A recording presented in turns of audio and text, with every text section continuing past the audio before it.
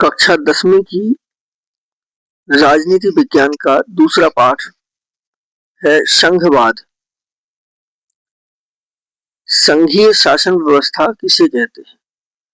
ऐसी शासन व्यवस्था जिसमें राजनीतिक सत्ता का बंटवारा केंद्र और राज्य के बीच होता है, जहां दो या दो से अधिक स्तर की सरकारें एक ही नागरिक समूह पर शासन करती हैं और उनके कार्यों का बंटवारा होता है। ऐसी व्यवस्था को संघीय शासन व्यवस्था कहा जाता है। तो संघीय शासन व्यवस्था क्या है? जहां दो या दो से अधिक स्तर की सरकारें एक ही नागरिक समूह पर शासन करती हैं। और एकात्मक शासन व्यवस्था किसे कहा जाता है? एकात्मक शासन व्यवस्था में शासन का एक ही स्तर होता है और बाकी इकाइयां उसके अधीन काम करती हैं। तो एकात्मक शासन में और संघात्मक शासन में यही अंतर है। संघात्मक शासन में एक से अधिक सरकारें होती हैं और एकात्मक व्यवस्था में एक ही सरकार शासन करती है और अन्य इकाइयां उसके अधीन काम करती हैं। दुनिया के 193 देश में से केवल 25 देशों में संघीय शासन व्यवस्था है। संघीय शासन की विशेषताएं। संघीय शासन की विशेषताएं क्या है? तो नंबर 1, दो या अधिक स्तर वाली सरकारें होती हैं, जैसे केंद्र सरकार, राज्य सरकारें और स्थानीय स्तर की सरकारें। दूसरा, विभिन्न स्तर की सरकार के अधिकार क्षेत्र बटे होते हैं। सरकारों के अधिकार क्षेत्र बटे होते हैं। तीसरा, कठोर संविधान। संघीय शासन व्यवस्था में संविधान प्रत्येक स्तर की सरकारों के अधिकार की गारंटी और सुरक्षा देता है और संविधान में कोई अकेले संशोधन या बदलाव नहीं कर सकता। चौथा, मजबूत न्यायपालिका। संघीय व्यवस्था में विभिन्न स्तर की सरकारों के बीच अधिकारों के विवाद की स्थिति में सर्वोच्च न्यायालय निर्णायक की भूमिका निभाता है और उसके निर्णय सभी को मानने पड़ते हैं। वित्तीय स्वायत्तता। संघीय शासन व्यवस्था में सरकारों के लिए राजस्व के अलग अलग स्रोत निर्धारित होते हैं। तो ये संघीय शासन की विशेषताएं। इसके बाद है संघीय शासन व्यवस्था के गठन के लिए दो सबसे महत्वपूर्ण शर्तें क्या है? तो संघीय शासन व्यवस्था के गठन के लिए आवश्यक शर्तें हैं आपस में भरोसा और साथ रहने पर सहमति। ये दो महत्वपूर्ण शर्तें हैं जिनके आधार पर कोई देश संघीय शासन व्यवस्था में गठित होता है। पहला, आपसी भरोसा और दूसरा है साथ रहने पर सहमति। संघीय शासन व्यवस्थाएं कितने प्रकार से गठित होती हैं? संघीय शासन व्यवस्थाएं आमतौर पर दो तरीकों से गठित होती हैं। पहला, दो या अधिक स्वतंत्र राष्ट्र साथ मिलकर एक बड़ी इकाई गठित करते हैं, जैसे संयुक्त राज्य अमेरिका, स्विट्जरलैंड और ऑस्ट्रेलिया। इस तरह की व्यवस्था को देशों का संघ कहा जाता है। इसमें प्रांतों को केंद्र के समान अधिकार प्राप्त होते हैं। यहाँ केंद्र और प्रांत बराबर की स्थिति में होते हैं। दूसरा तरीका है, बड़े देश अपनी आंतरिक विविधता को ध्यान में रखते हुए राज्यों का गठन करते हैं, फिर राज्य और राष्ट्रीय सरकार के बीच सत्ता का बंटवारा कर देते हैं, जैसे भारत, बेल्जियम और स्पेन इसके उदाहरण हैं। इस व्यवस्था में केंद्र सरकार ज्यादा ताकतवर होती है। तो ये दो प्रकार की व्यवस्थाएं हैं। एक, जैसे भारत और स्विट्जरलैंड में, भारत, बेल्जियम और स्पेन ये राज्यों का संघ है और अमेरिका, स्विट्जरलैंड और ऑस्ट्रेलिया ये देशों का संघ है। अधिकार क्षेत्र से क्या आशय है? अधिकार क्षेत्र एक ऐसा दायरा या क्षेत्र है जिस पर किसी का वैधानिक अधिकार हो।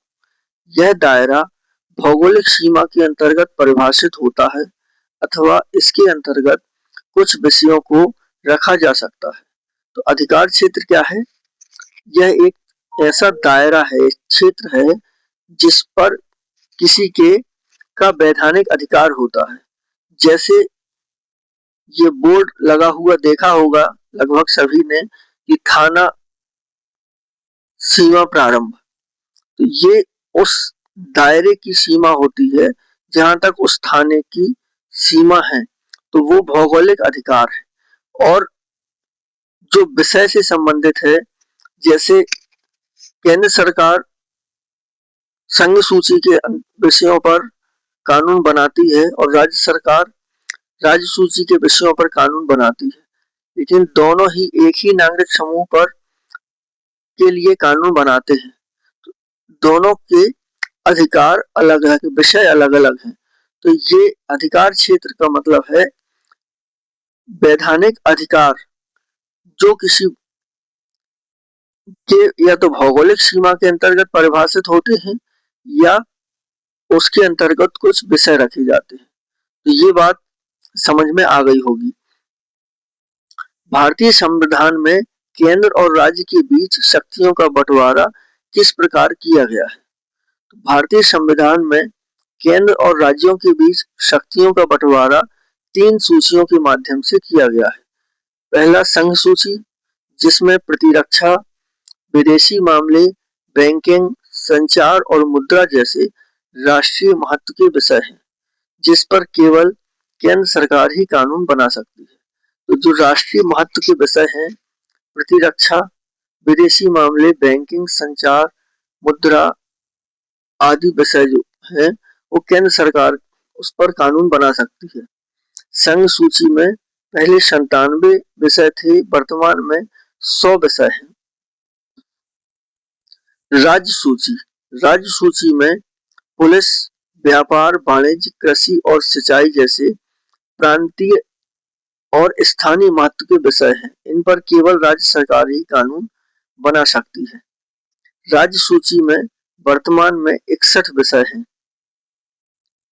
समवर्ती सूची, जिसमें शिक्षा, वन, मजदूर संघ, विवाह, गोद लेना और उत्तराधिकार जैसे विषय हैं, जिस पर केंद्र और राज्य में से कोई भी कानून बना सकते हैं, परंतु जब दोनों में टकराव हो तो केंद्र सरकार द्वारा बनाया गया कानून ही मान्य होता है। समवर्ती सूची में वर्तमान में 52 विषय हैं। इसके अलावा बाकी बचे विषय केंद्र सरकार के अधिकार क्षेत्र में चले जाते हैं। ऐसे विषय जो संविधान बनने के समय अस्तित्व में नहीं थे, जैसे कंप्यूटर, मोबाइल या सूचना प्रौद्योगिकी वगैरह, इससे संबंधित जो भी विषय हैं वह केंद्र सरकार के अधिकार क्षेत्र में आते हैं। इन अनुसूचियों में कोई भी परिवर्तन केवल संसद में 2/3 बहुमत से मंजूर प्रस्ताव के द्वारा ही संभव है। जो अधिकार स्थानीय सरकारों को और राज्य सरकारों को दिए गए हैं, केंद्र और राज्य को, उनमें कोई भी संशोधन केवल संसद के 2/3 बहुमत से ही संभव है और उस पर आधे से अधिक राज्यों की मंजूरी भी जरूरी है। भारतीय संघ में सारे राज्यों को बराबर अधिकार नहीं है। अनुच्छेद 371 के तहत असम, नागालैंड, अरुणाचल प्रदेश और मिजोरम कुछ विशेष शक्तियों का लाभ उठाते हैं। अनुच्छेद 371 के तहत संवैधानिक प्रावधानों और कानून के क्रियान्वयन की देखरेख में न्यायपालिका महत्वपूर्ण भूमिका निभाती है। ये भी पूछा जा सकता है खाली स्थान में या सत्ता सत्य में, संवैधानिक प्रावधानों और कानून के क्रियान्वयन की देखरेख में न्यायपालिका महत्वपूर्ण भूमिका निभाती है।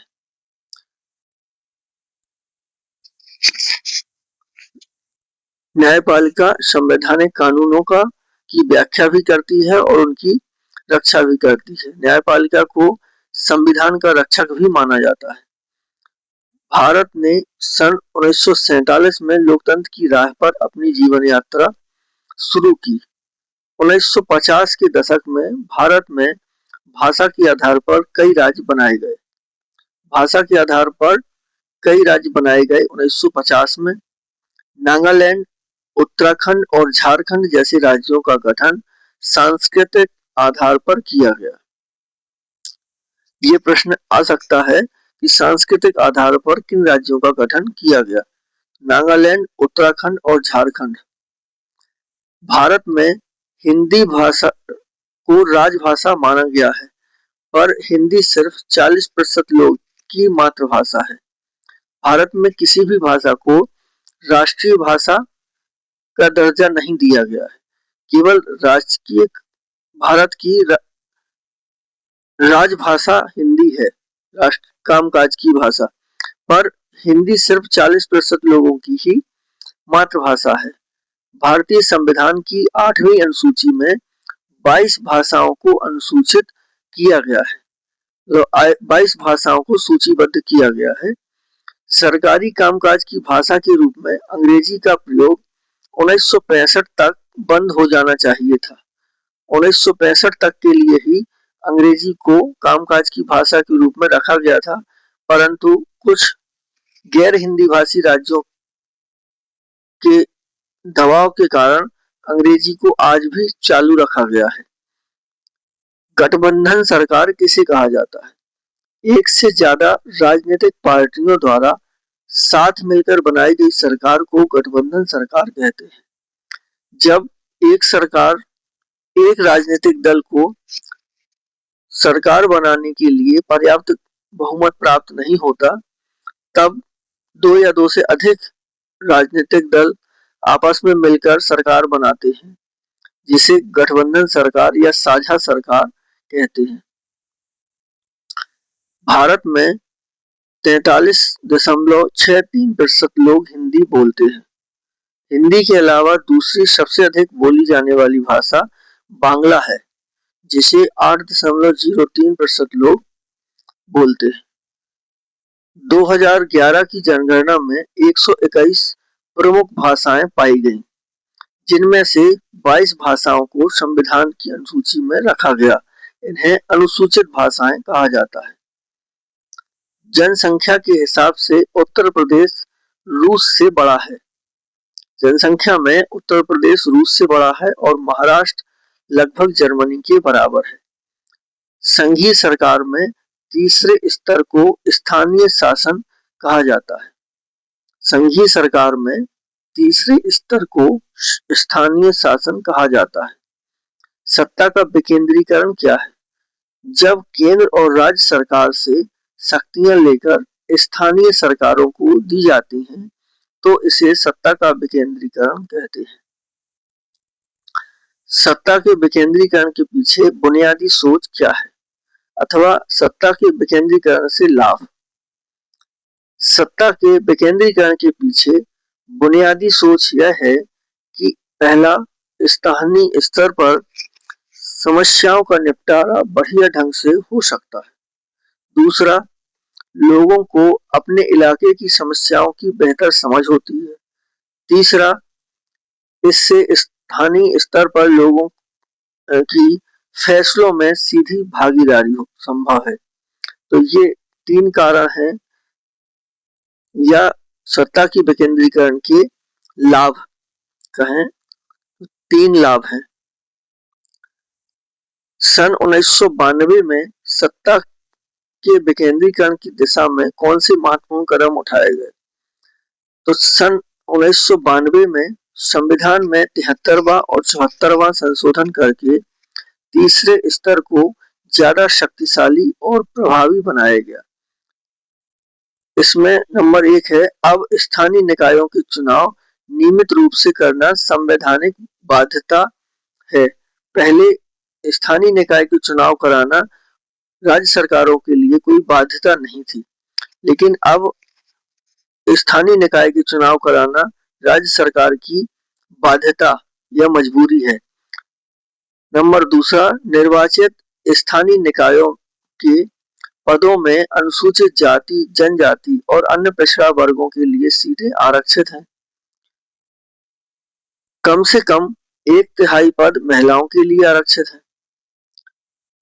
चौथा, राज्य सरकारों को अपने राजस्व और अधिकारों का कुछ हिस्सा इन स्थानीय निकायों को देना पड़ता है। तो ये इस प्रकार से कुछ महत्वपूर्ण संशोधन 1992 में किए गए। ग्राम सभा क्या होती है? ग्राम पंचायत के सभी काम ग्राम सभा की देखरेख में चलते हैं। गांव के सभी मतदाता इसके सदस्य होते हैं। पंचायत समिति, कई ग्राम पंचायतों को मिलाकर पंचायत समिति का गठन होता है।